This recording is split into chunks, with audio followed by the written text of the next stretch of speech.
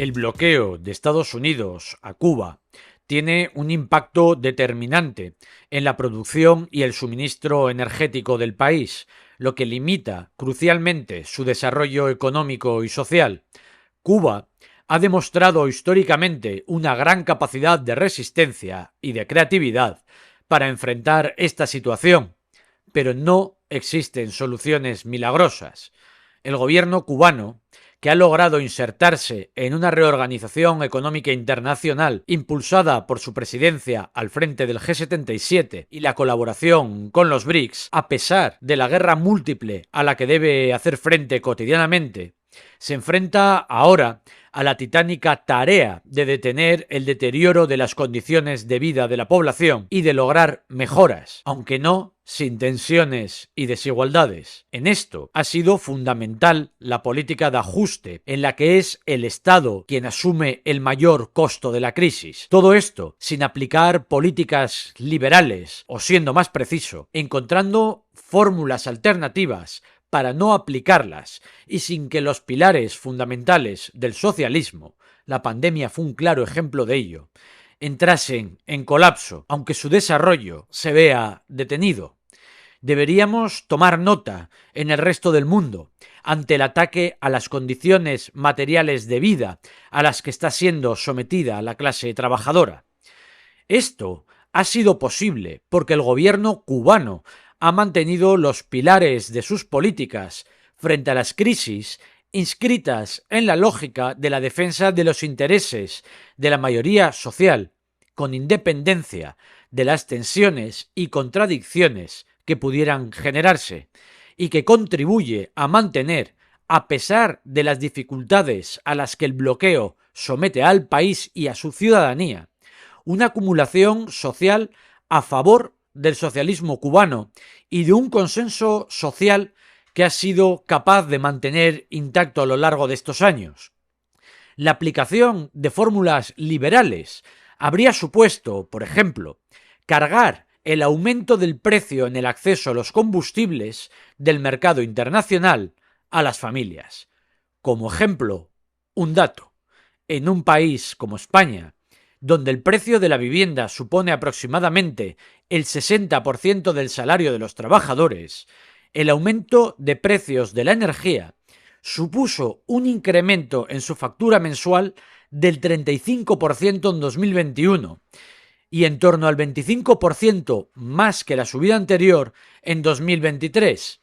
Y el Banco de España estima que los precios del consumo vuelvan a acelerarse de nuevo hasta mediados del 2024, más del 10% del salario medio destinado a la factura de la luz. Los déficits, la distancia entre el ideal y el ejercicio, que algunas voces y medios de comunicación han intentado señalar a las políticas del gobierno cubano, son las condiciones necesarias para que este socialismo, los intereses de la mayoría social frente a los privilegios de una minoría, exista. Solo el apoyo, la solidaridad internacional y la exigencia de la comunidad internacional podrán poner fin al bloqueo de Estados Unidos, que viola el derecho internacional, la soberanía de los pueblos y las sucesivas resoluciones de la ONU, para garantizar la plena soberanía política y también la energética de Cuba. Las recientes noticias sobre la aguda falta de combustibles, con impacto en la generación de energía, los apagones y sobre el transporte público por un lado, y sobre la de los alimentos por el otro, hacen aún más complejo el panorama y la vida cotidiana en Cuba, que nuevamente se ve forzada a adoptar medidas de ahorro. Debemos partir de la premisa de que Cuba es un país con un grado de autosuficiencia económica y productiva limitada por su tamaño y estructura geográfica, es un archipiélago, que no le permite un esquema de autosuficiencia total, ni a Cuba, ni a otras islas, ni a países como España, por ejemplo. Sin embargo, el bloqueo de Estados Unidos supone una dificultad añadida y diferencial que impide que Cuba acceda a los mercados internacionales de petróleo y a la tecnología y los equipos necesarios para explotar adecuadamente sus propios recursos. La crisis energética que afecta a Cuba desde hace varios años se ha agravado en los últimos meses debido a las sanciones de Estados Unidos, la pandemia de la COVID-19 y la caída de ingresos por turismo. La producción y el suministro de energía en Cuba dependen en gran medida de la importación de petróleo, principalmente de Venezuela, también afectada por fuertes sanciones de Estados Unidos, que se utiliza para generar electricidad y para el transporte. En cuanto a la dependencia de importación del petróleo, el cubano no es un caso aislado. España, por ejemplo, importó aproximadamente el 76% de su consumo total de petróleo en 2019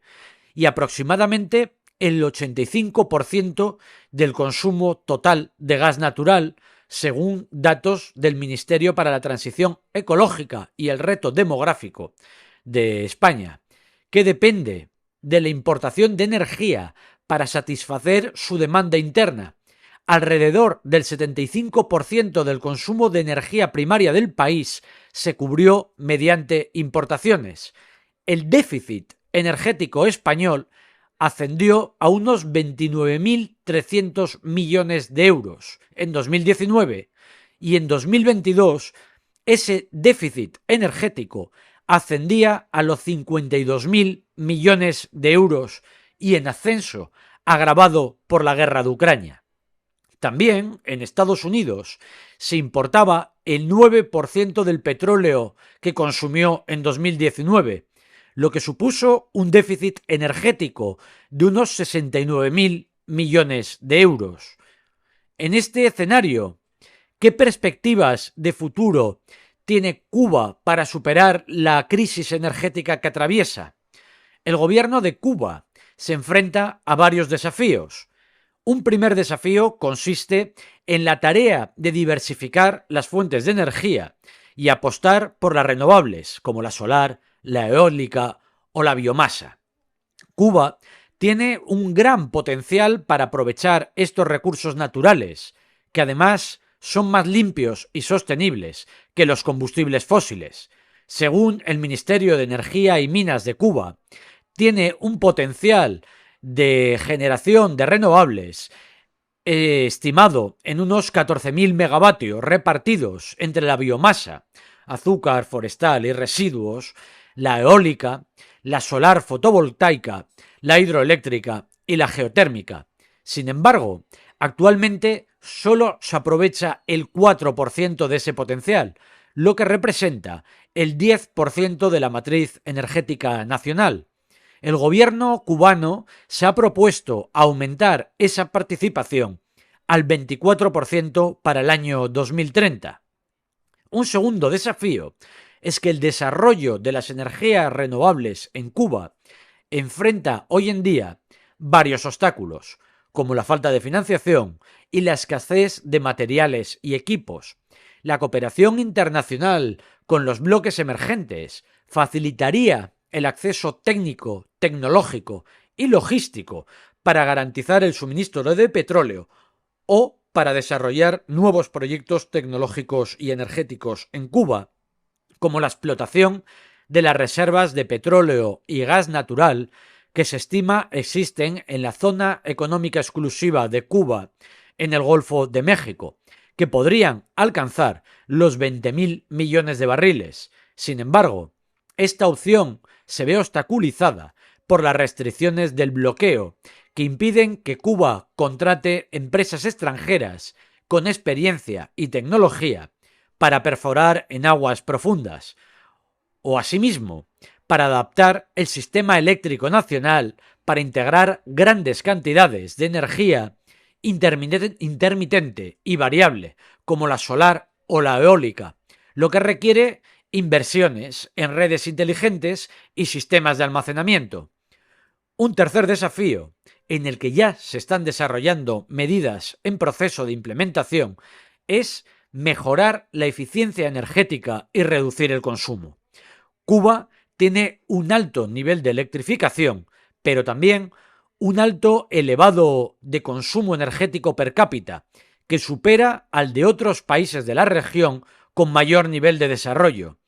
Esto se debe en parte a la existencia de subsidios para hacer frente a la factura de la luz de las viviendas, pero que en algunos casos tiene el efecto pernicioso de desincentivar el ahorro energético en los hogares. Además, una gran parte del parque de electrodomésticos es antiguo e ineficiente, lo que genera un derroche de energía. A pesar de los desafíos mencionados, Cuba tiene oportunidades para superar la crisis energética y avanzar hacia un modelo más sostenible y soberano.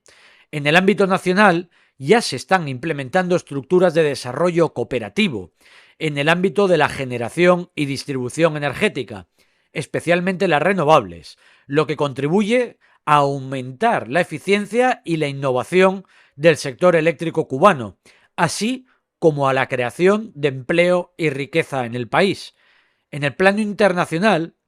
es fundamental la cooperación y la integración con otros sistemas eléctricos regionales e internacionales que faciliten el acceso a fuentes alternativas y complementarias de energía.